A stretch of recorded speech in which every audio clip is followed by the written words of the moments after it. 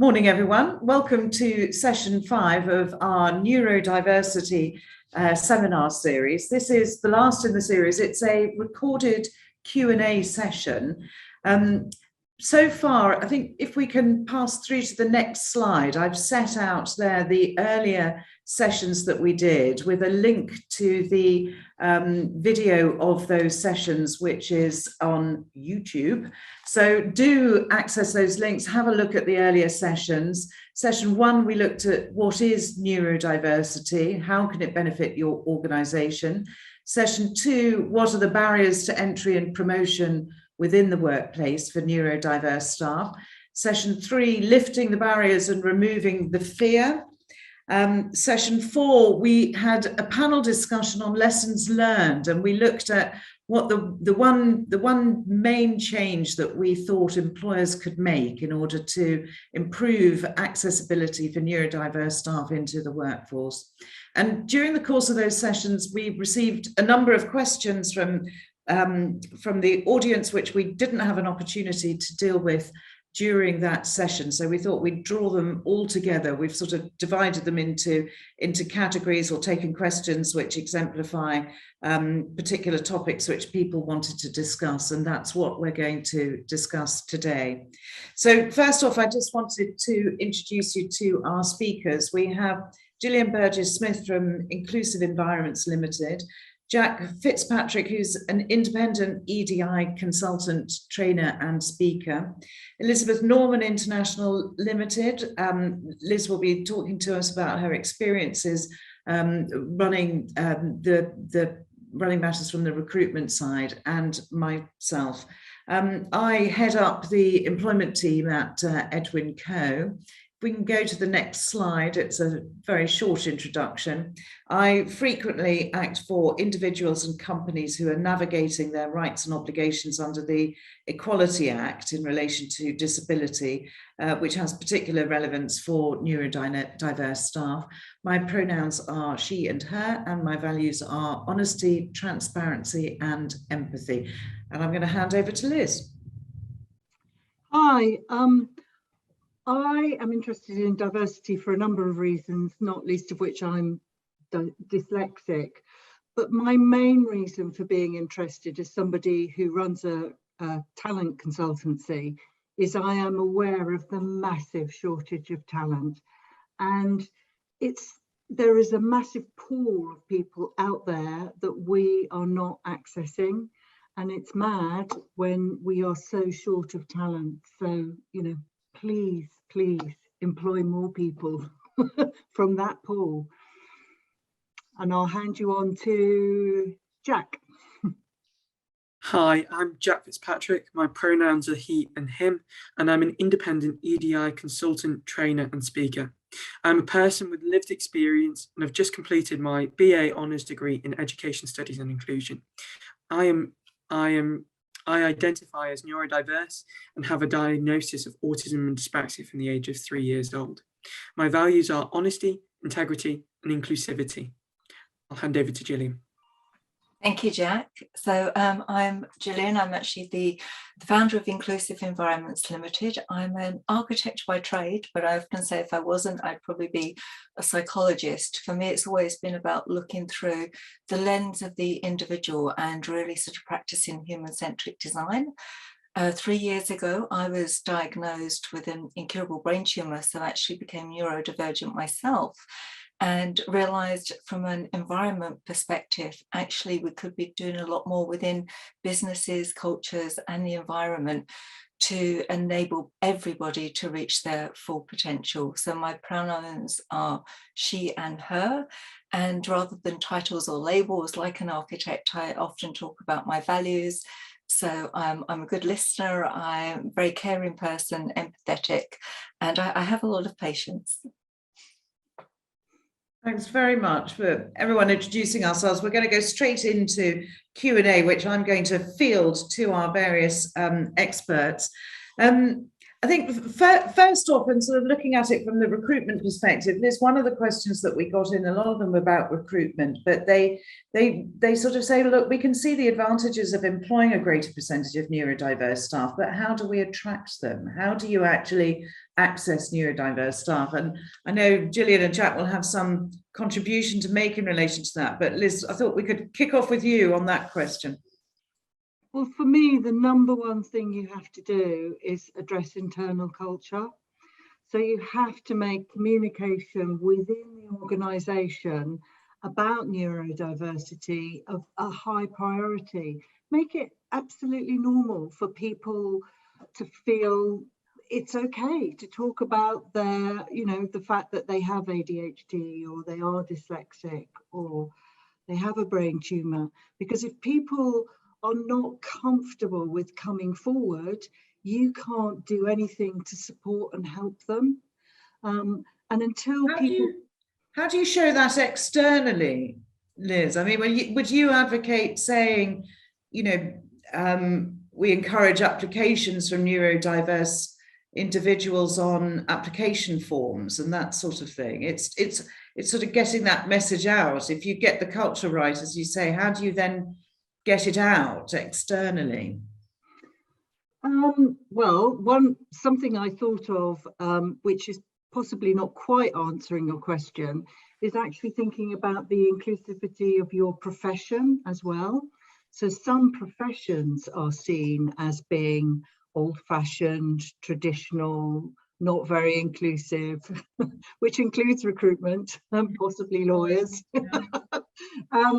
So one of the things that you can do is start working with professional organisations, associations, and talk about how you as a profession address it. It's not just an individual company thing. That's certainly quite important. Then you can think about all your comms. So your website is a very good start. Advertising is another area that you can look at. And as you say, you can say that you welcome inclusivity. But I suppose my point about internal things is that you can add that, and lots of companies do, but it's more than that. If that's all you do, it won't really help. Certainly walk the walk, essentially. Yes. Just talk the talk. Yeah, actually talking about sort of walking the walk, one thing that I would recommend is that you almost put yourself in the lens of somebody that is neurodiverse if you want to attract them into the organisation, and think about what their journey would be like from applying for a job, from coming to the interview. So what sort of what feeling do they get when they walk into reception? Does it feel comfortable? Does it feel like a sort of a friendly organisation that's very open with its culture? You can create receptions that actually could be really diverse to people and completely put them off, or it might be that they actually would prefer to sort of meet you one-to-one in a coffee shop. So really be open and to sort of listen to individuals. And I think I agree with Liz, it's sort of, there are three things really. It's firstly around community, so create this open and inclusive culture.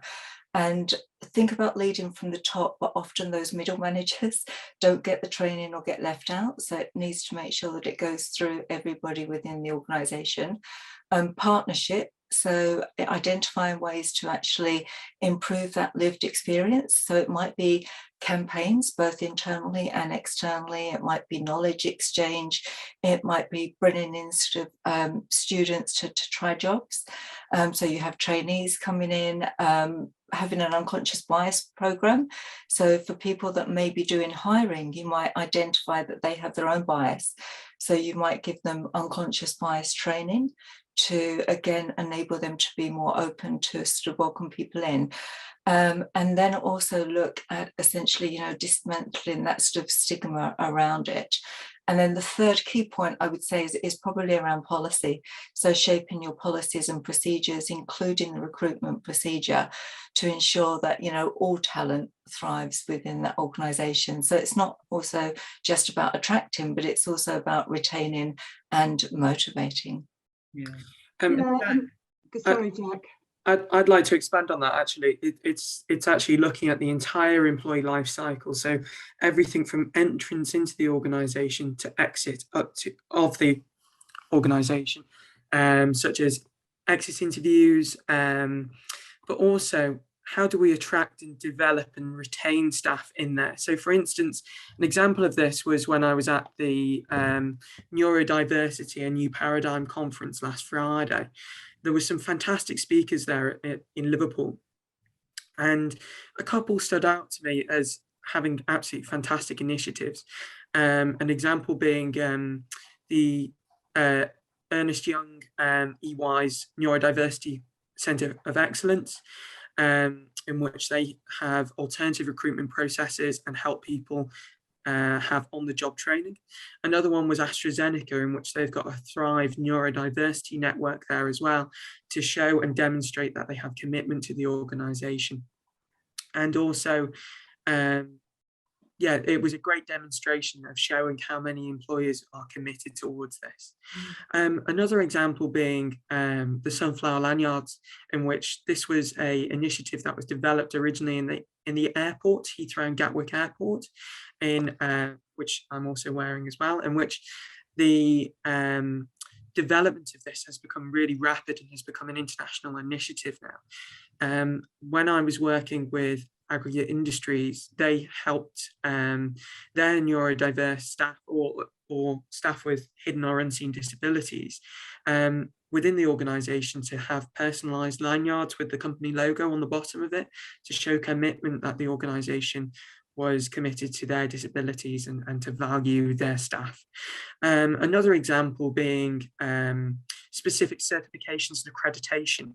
Now, there's 3 levels of particularly disability confidence scheme that the government have developed to demonstrate at which point of the journey, of the EDI journey, that companies are at. Now, the first level is disability confident committed, which companies must demonstrate that a recruitment process is inclusive and accessible for all, ensuring that there is effective communication to promote vacancies and a guaranteed offer to interview disabled candidates. The second level is disability confident employer, which is about getting the right people for your business and ensuring that inclusive recruitment policies are in place, as well as ensuring that the organisation is keeping and developing diverse talent. So this is part of the recruitment cycle. And the third level, which is the highest level, is disability confident leader status. Now, there's 3 aspects to this leadership status, in which challenge, leadership and reporting on disability, mental health and wellbeing. So in terms of challenging, you have to have a self-assessment validation and showing by whom it was, and your validators agree with your evidence and assessment that has been conducted, and that you are delivering against all of the core actions as a disability confident employer, and that you're employing disabled people at all levels within your organisation. Leadership is providing a narrative of the activities that you have or are taking part in support of being a disability confident leader. And finally, reporting on disability and mental health and wellbeing is by referring to the voluntary reporting frameworks that are associated with the accreditation. You are taking action to report and record on disability, mental health and wellbeing in the workplace. There's also the Mindful Employer Charter run by NHS England for mental wellbeing in the workplace, the Business Disability Forum accreditation, and also social enterprise CIC disability employment marks, as well as the National Centre for Diversity accreditation, such as the Investors in Diversity Award, Leaders in Diversity Award, and Masters in Diversity Award as well. I think this accreditation is interesting, isn't it? We looked at it, I think, in session 1, didn't we? It was that I'm, as a lawyer, I tend to sort of approach things with a stick and sort of say, you know, if you don't, you know, get your house in order in terms of equality and diversity, then, you know, these are the sort of risks that you run as a business. But I thought accreditation was one of the carrots in this, in a sense, because a lot of companies that want to work with you are now looking at your accreditation and your profile, aren't they? And you know, see that it aligns with their code of ethics and you know, their moral compass as well. So I agree. I think an essential part of this is employee branding, and accreditation really helps with that. And as Jack has said, there are numerous bodies. There are lots of others that Jack hasn't mentioned. I think that's a very good thing to do. And part of that is about the whole employee brand, because what you don't want to do is look like you're employing someone on a token basis. Somebody wants to feel that they are genuinely joining an organisation that is truly inclusive and that is going to support them going through. And accreditation definitely helps with some of that. And I think that one thing that's really interesting is that a lot of organisations now are thinking about DE&I, and typically they start with gender, then race, but actually, if you look at neurodiversity, essentially brain different, actually you are covering all of those protected characteristics. So it's a good place to start. And the other thing I think when we think about attracting neurodiverse talent, and it's something, I know that Liz, you've had an experience of through these seminars, and I have as well, is that people are reaching out, not just because they are neurodiverse in the workplace, but they are parents of children that are neurodiverse, and then they are trying to survive in the workplace as well. So this is actually, it starts with the children as well, and so it's a holistic area that we really need to look at to improve. Very, very good point. It definitely starts with trying to support schools and educational facilities and things like that. Well, Linky, just to quickly go back to your question, which is how to attract talent, can I just mention a couple of other things? First of all is the job description. You've got to get that right. It sounds really basic, but actually you're sending that out to people. And if that is not inclusive in terms of language, it's very prescriptive in terms of the things needed, it will put a lot of people off. So I just wanted to mention that. And then when you're advertising, there are things that you can do again to make sure that you're not putting off people that have that are diverse in all sorts of ways. And again, that's partly language. It's partly about setting expectations, not making people feel they have to have certain things that are probably not even necessary, and they may not feel that confident about. So there's a lot that you can do in that area, and in fact possibly even move away from advertising. So work with some of these groups, some of those sorts of areas. I mean, it may be sort of the economy has changed such that people are prepared to be less prescriptive in terms of what's required, qualifications wise and that sort of thing, and think a bit more imaginatively about it. But I mean, I know that a number of my employers would say, well, look, if we weren't prescriptive about saying we need a degree level first or something like that, we'd end up with too many applications that just, from a practical point of view, we wouldn't be able to deal with. But then give people intelligence tests. That's what my nephew has just got into medical school, and they can't do it on A-level grades because increasingly they're so high. So they actually, before they even look at the A-level grades, before they take the application, they give all prospective medical students some sort of personality intelligence test, which is something that can't be revised for. So it doesn't matter which school you went to. And what it is doing is assessing innate ability. There are things like that you can do. You just need to challenge them. And that's an online sort of software, is it? That they send to them and they do at home sort of thing, is it? Do you know, that's a good question. I don't know. It must have been online, mustn't it? Because it was sort of about 9 months ago. So I assume it was online, I expect there's quite a bit of research about the... they always used to criticize, the sort of IQ test, didn't they? And say, oh, well, look, it's very sort of middle class centric and that kind of thing. And therefore sort of excludes sections of the population. But I expect there's a huge body of research on those sort of online intelligence tests as well.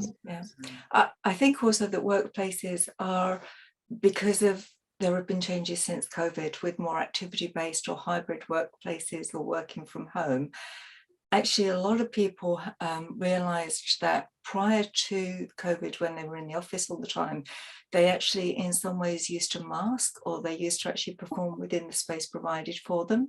What they realized during COVID working at home is actually they created spaces which work for them.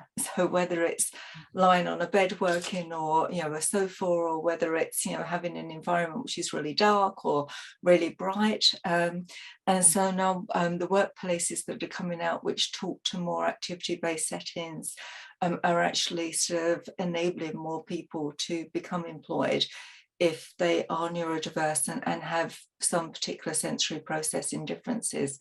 We'll come to this in a bit more detail, actually, Gillian, because it's pertinent to a latter question. But before we move on to that, I think touching on Liz's sort of suggestion of these online intelligence tests, one of the other questions that we got is, what sort of tools are available, and what other sort of approaches can be taken to that recruitment process to make it make sure that appraisal and assessment and is a fair process for neurodiverse applicants. One of the things I wanted to pick up on is Gillian talked about bias training, and I've just been aware to a conference and we've been talking about this because I spoke on a webinar about bias training, and I was shot down by a lot of psychology experts who said that actually you can't train people on bias. And so my question was, well, what do we do then? Because it's obviously an important issue.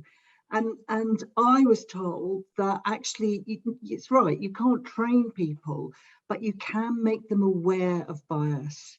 And of course, there will be some people that won't want to change. But a lot of us, if we are taught through bias, will suddenly think to ourselves, oh yeah, no, I am biased about that. I am biased about education. Actually, I think as a recruitment consultant, I've been a bit of an education snob because, as you say, it's an easy way of screening CVs. So I just wanted to pick up on that point. There are a number of other things that you can do.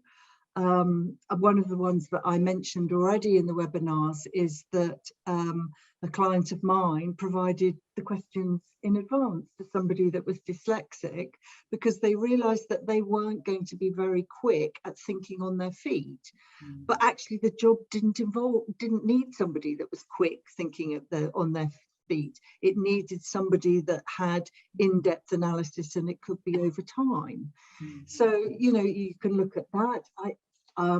Psychometric testing is another one. Gillian's brought it up before, a more relaxed interview environment. And by that, Linky, because I know you're going to shoot me down, and but it's got to be measurable. It can be measurable, but still in a more relaxed coffee. It doesn't have to be a formal table. I'm a huge fan of competency interviews, which is where you don't ask questions directly. You actually talk around an innate trait that you are looking for, and you get that person to discuss it in a comfortable way, and that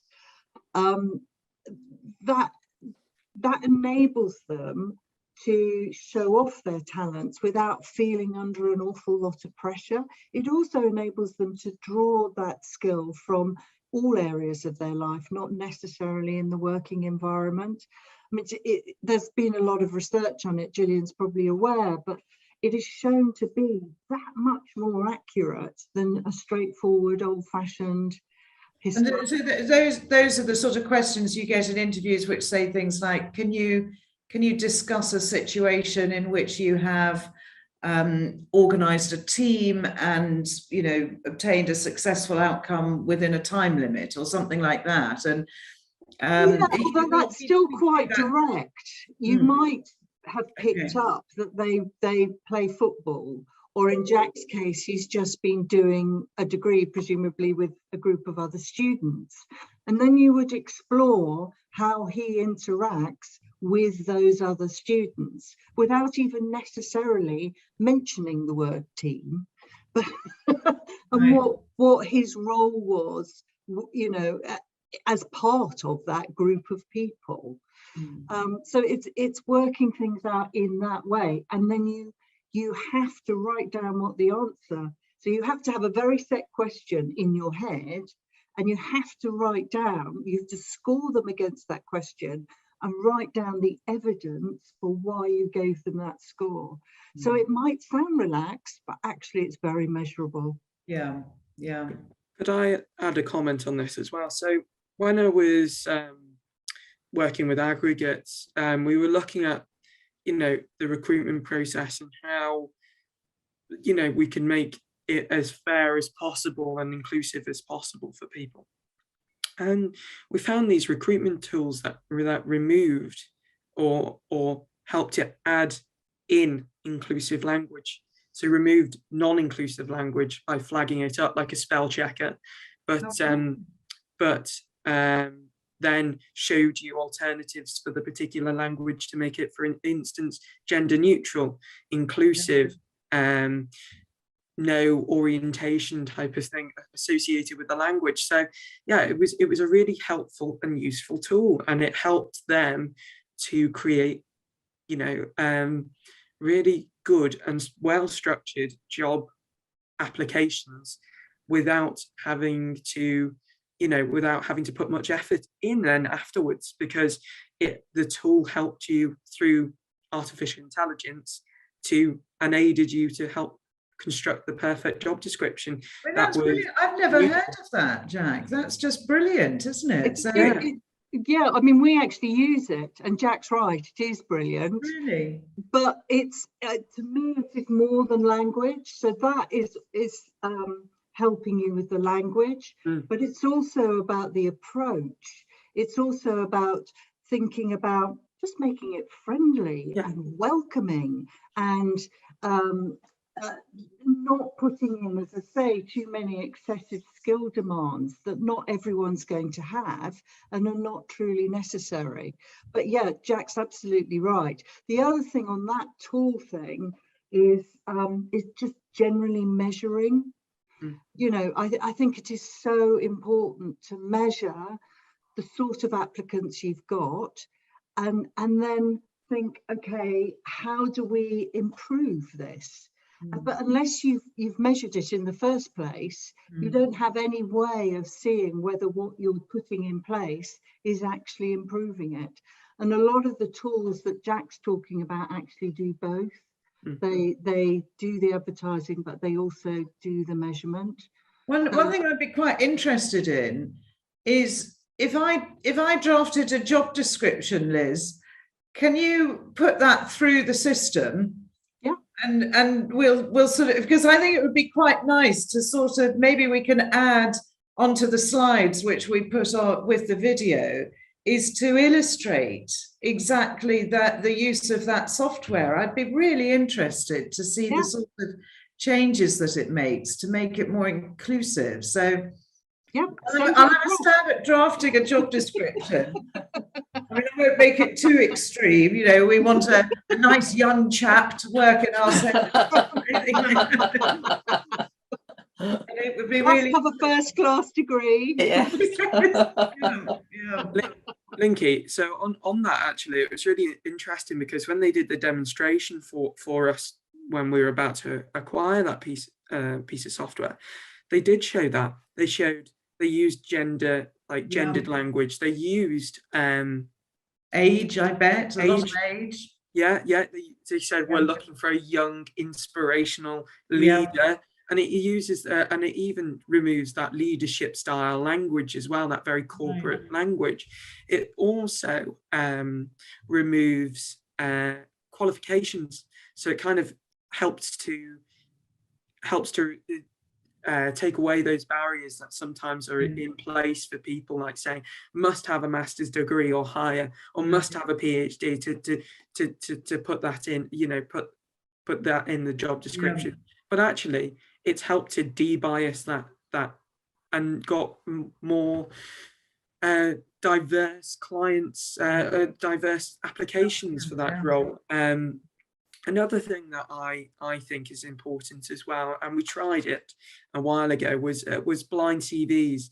Now that is a very hard thing to do, very hard thing to do, but it's interesting to see what people's perceptions are just from some information in front of you. But yeah. I have again a lot of experience of blind CVs, because I would say now about 20% of my clients ask us to send in blind CVs. Actually, I'm not a great fan, and there are two reasons. First of all, it makes it very difficult for the client, if they don't know what the background of the applicant, to measure the applications and see how they're improving their performance, because they just don't have the information to start with. They're totally reliant on us doing that for them, which is fine, but we're often not the only source of applicants for that particular job. So that's my first objection. But the second one is that I feel this is only pushing the problem down the line. So if I am dyslexic, which I am, that's completely hidden. In fact, actually, it is completely hidden, because it's not something I would choose to put on my CV. But that, if the company are not aware of that, then they won't be able to adapt the interview process. And often, something about your diversity comes out at interview. You haven't actually, you A, haven't adapted the process, and B, you might, if you're not inclusive right the way through, it might almost come as a bit of a shock. I mean, it might be better to know that somebody is autistic before you actually meet them, rather than suddenly being confronted with somebody who is autistic and you've done nothing to adapt the process to help them. So personally, I'm not a big fan. I can see the plus side, but in reality, I think it's very difficult to make that work.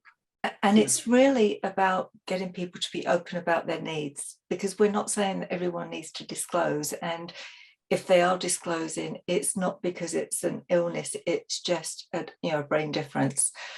So it's about understanding what people need to do their role, and maybe having more than one person on the review panel as well. So it's not just being sort of interviewed by one person with maybe certain key biases, but it's about creating a safe space, isn't it, I think? Yeah. Which leads me nicely on to, I'm just conscious of time. But actually it's interesting, because our discussion is sort of drawing in quite a lot of the questions that we did have. But Gillian, you touched on the sort of working space, and certainly, questions that we had were about adapting the working environment, and what can be done, what extent do we have to do it, is anything, what if somebody wants to work from home, all the time because they prefer working from their bed? Those sort of questions have been, so that's your space really, Gillian, your sort of architectural background. I just wondered if you would make some comments in relation to those sort of workplace adjustments. Yeah, certainly. So firstly, I think the point I'd like to make is that neurodivergent individuals are all unique. So there is that saying that if you've met one person with autism, you've met one person with autism. So understanding individuals and what they need and allowing them a safe space to be open is really important. But I would say typically when we've designed organisations in the past and spaces, we've designed to sort of the neurotypicals, which is sort of like this area. And when you look at people that are neurodiverse and sort of the spiky profiles that they have, essentially what we're not doing is listening to people that are on this spectrum. And I think if we do listen to these, we can actually make the space better for everyone. And the example I give is often around wayfinding. the sort of story that when I'd gone into a building and I'd asked where the toilets were and I'd sort of wayfound into the space, and I turned around to come out and there was like 3 doors. I didn't know which one to exit. I could have had a stroke, a seizure, panicking. And if organisations had better wayfinding, that would make it easier for everybody. If, for instance, they didn't just use capitals in their wayfinding, it would make it easier for people that are dyslexic to understand the different sort of spaces. If they thought about a variety of different spaces, including putting sensory rooms in for all of us now. So not just somebody that might be sort of neurodiverse and needs to go and decompress or have some time out. It might be that somebody that's neurotypical has had that train journey in from hell and wants to get into the office and go to a space where they just need to decompress. So when people talk about adapting the work environment, what I would like to do is for them to listen to how people use the space and what they need and adapt the environment to make it better for everybody. There will be individuals that require specific adaptations, and we've talked about access to work and those type of things, but in relation to all of our sensory processing, noise is a particular one. We were going into offices and you see people sat with headphones in an open plan area and you think, well, they're not going to be overhearing what they need to, because the idea of open plan is to overhear and sort of learn more. But actually, a lot of people need to wear noise cancelling headphones to allow their brain to function. So it's about behaviour and etiquette and the environment. So it's not just around the physical space, but there are definitely things you can do within the physical space to do with wayfinding, signage, acoustics, sound. We often forget that corridors are really noisy places, but we never put acoustics in corridors. And there are lots of other examples, almost like a checklist of things when I walk around a building and just say, look, why don't you try this? Having an area off of a noisy area that people can sit, that maybe want to be part of the social space but not in the middle of it. We've heard from a lot of people that we've been doing research with that if you have ADHD, for instance, you can't work in the middle of an open plan space because you're hypersensitive to everything happening around you. So having sort of chairs that have their backs to the wall or booths where people can work from. But I don't think it's always around specific adaptations. I think it's about creating an environment which has these variety of different spaces where everybody can reach their full potential. But one thing I do want to be mindful of, so any employers that are listening to this and are thinking about non-assigned desking, a lot of people that are on the spectrum and are neurodiverse actually have a lot of routines that they have to do already in the morning to get ready to go to work, for instance.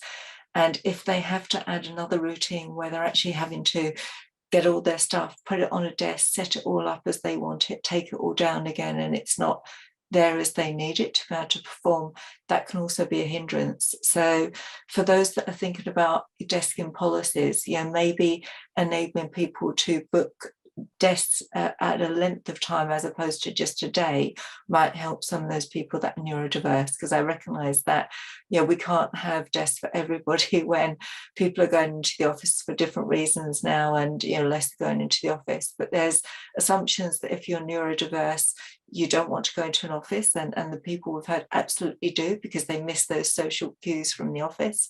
So we just have to be mindful of creating a different suite of spaces and behaviour and etiquettes so that everybody can perform based on the activity that they're doing and their particular needs. I just want to add one thing there, which is it's all brilliant advice, Gillian, but as somebody that runs a small company, I think, oh my goodness, how am I ever going to get all of that done? It's just, it sounds too much. It's very daunting.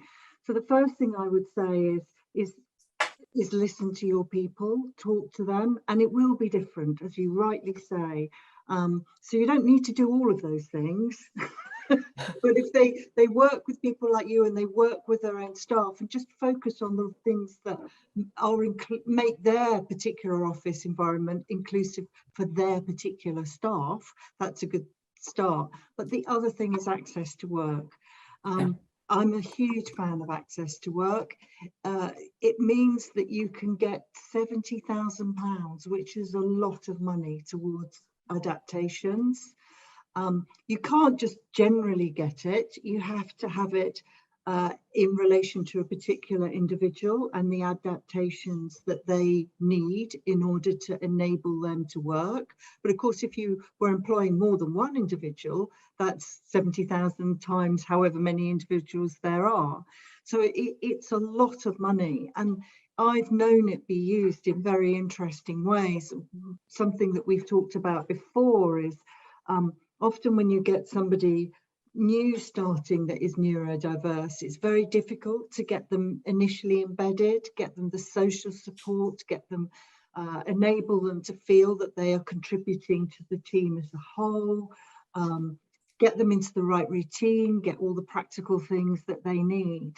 And I came across somebody who's a nurse, and what she was doing on the NHS, unfortunately they've stopped it, but you can do it through access to work, is she was accompanying somebody for the first 6 weeks just to get them all set up, working with the employer, working with them as an individual, so that they felt comfortable that they have been onboarded in every possible way to support them.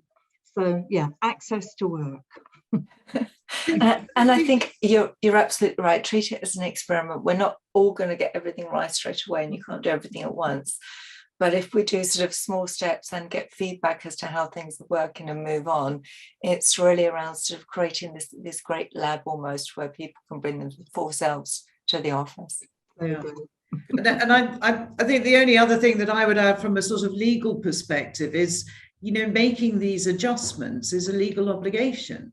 It's very likely that somebody who is neurodiverse does satisfy the legal definition of having a disability, even if they, it's a hidden disability and it's not obvious when you first meet them.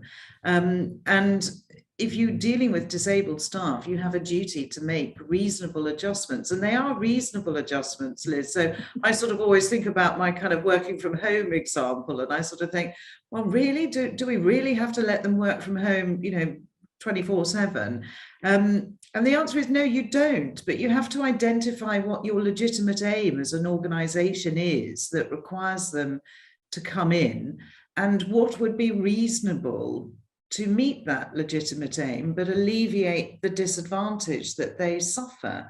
And if the answer is 1 day a week or 2 days a month, or you've just got to think about it sensibly and look at what are your needs and what are their needs and where can we meet in the middle. And if the answer is we can't meet in the middle because they can never travel into work, well, then it may be, depending on the type of the work they do and what your organization sort of culture and ethics are, that actually that's just not a good fit, and they've got to find another organization where there's absolutely no problem working from home full time.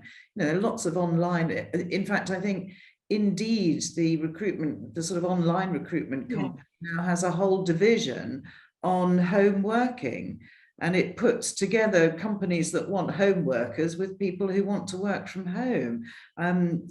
Presumably bred in the times of COVID, where people started having a bit of a different attitude to it. So you've just got to find the right fit, as it were.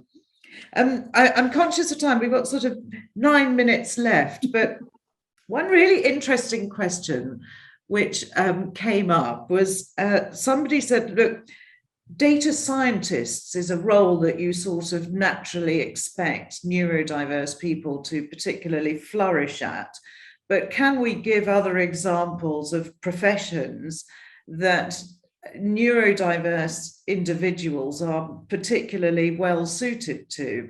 And I thought that could be a slightly inflammatory question, but Jack, over to you first. So in terms of this, I think that there is a general stereotype associated with that, but actually many people, including myself, are working in many diverse different fields. A really, really interesting article to read is by the Harvard Business Review, published in 2017, and it's called Neurodiversity Can Be a Competitive Advantage.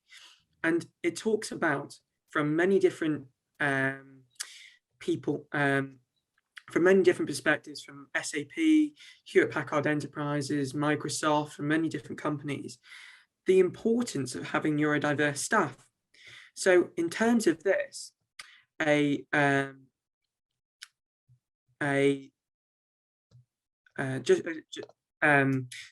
a quote from about Hewlett-Packard Enterprises.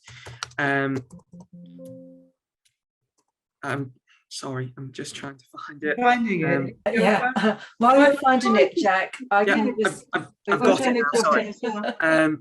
So not surprised, I'd like to read this out. So not surprisingly, when autistic people with with those sorts of qualifications and credentials, degrees, PhDs, different things like that, and come from many backgrounds, do manage to get hired, many turn out to be very, very capable, and some are really, really great. Over the past 2 years, Hewlett-Packard Enterprises program has placed more than 30 participants in data scientist testing roles at Australia's Department of Human Services. Preliminary results suggest that the organisation's neurodiverse testing teams are more than 30% productive than anyone else in their departments. And it shows that neurodiversity can be a real benefit and advantage.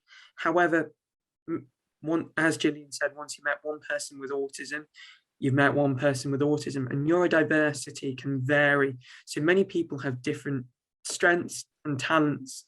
Some have leadership skills, some have soft skills, including empathy, which is meant to be believed as a weakness, but can sometimes, with intensive support, be a strength for people to understand and see and position themselves in other people's shoes, basically. And yeah, so for me, for my background, from having a diagnosis at the age of 3 to now having a first-class honours degree from John Moores University in Education Studies and Inclusion, and the possibility to study a PhD, it's a real honour to do that, you see. So different people have different strengths, and that's what I'd like to say. And people go into different backgrounds who are neurodiverse. Yeah. What Jack has done there is he's mentioned a number of companies like Microsoft and SAP, and it is true that tech companies seem to have jumped onto this quicker than other areas, other professions. But the only reason for doing that is because they are the ones that are most short of skills. As somebody who recruits data scientists, let me tell you, we are really, really short of talent. And they were aware that this was something that they can do, but every other profession can do exactly the same. And in fact, my brother is dyspraxic. I haven't told him I'm saying this on a webinar, so I hope he doesn't mind, but he's a very successful doctor. You know, that's a completely different area. There's a lot of evidence to show that people who are neurodiverse are likely to think of things in a slightly different way, and therefore are often very creative.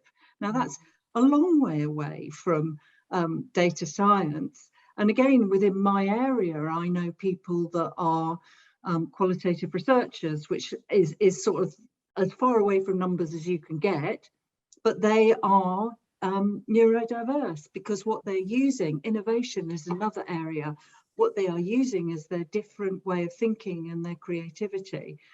Just on a final note on that, I just mentioned that I've been at a conference. I realised that actually a lot of, well, not a lot, but there is an increasing drive towards recruiting recruitment consultants, particularly at the resourcing end, with autism, because they are methodical, they're thorough, they've got good memories, as Jack says, empathy. All of those sorts of things are absolutely crucial when going out and looking for candidates. So, you know, really everywhere. And just because you shared, Liz, as well, my brother doesn't know this either. So my brother is also on the spectrum and has dyslexia, and he's a chef. So that's another key skill. I would say graphic designers that I've worked with as well, for their visual, their 3D thinking, teachers, policy advisors, copywriters, video content creators. Jack and I know an amazing video content creator who also works in TV and the movies. Again, very creative out there. He did our welcome video. Innovation, you mentioned sort of innovation, and entrepreneurs as well quite often are on the spectrum. So yeah, another one. So I would say, you can do anything. Just understand what your skills are, and share them with everybody. Be open. I mean, it's interesting. Sorry. I was just going to say, from an organisation point of view, I sort of feel it's a bit like that old debate about why do you need women in the boardroom, isn't it? And the reason you need women in the boardroom is because they do bring a different way of thinking, and that strengthens the organisation in terms of the decisions that are made. Likewise, that's why you need BAME. That's why you need people from different socio-economic sort of experiences. And this is absolutely no difference. An organisation gets stronger because everybody is bringing something to the party so that the end decision is better. And that's ultimately the objective for any business, isn't it? Is to make sure that the outcome and the end decision is better. Diversity of thought. Absolutely. The strongest teams are made up of different individuals contributing different things. The last thing you want is a whole group of very similar people. A bit like this group. We are right up against our hour, which we said we would spend. I think actually in the discussion we covered off a lot of the other questions that came out. But one thing the four of us have been talking about is our 21-day challenge. And we will have a little regroup, I think. I mean, Jack, for instance, you mentioned an awful lot of accreditation organisations today, and I can see it would be really interesting for everybody just to sort of get a list of those, and they can research them in their own time and that sort of thing, and the access to work that we've spoken about. You've also referred to a number of different articles in that Harvard Business Study report that you did, and I think that we'll include all of that in our 21-day challenge, where for those who want to sign up, the four of us are going to put together just a couple of articles, links to videos, that sort of thing. We'll do a few each day for 21 days, and those who are interested can just access it, educate yourself, raise the awareness in your own time. But thank you so much to Jack and Liz and Gillian. It's just been such a delight doing this seminar series with you.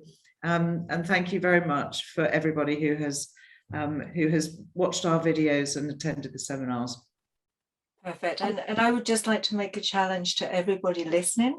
If you could just think about one thing that you could do to improve things for people that are neurodiverse, either within your organisation, whether in your life, within your community, if you could start doing that tomorrow, that would be fantastic.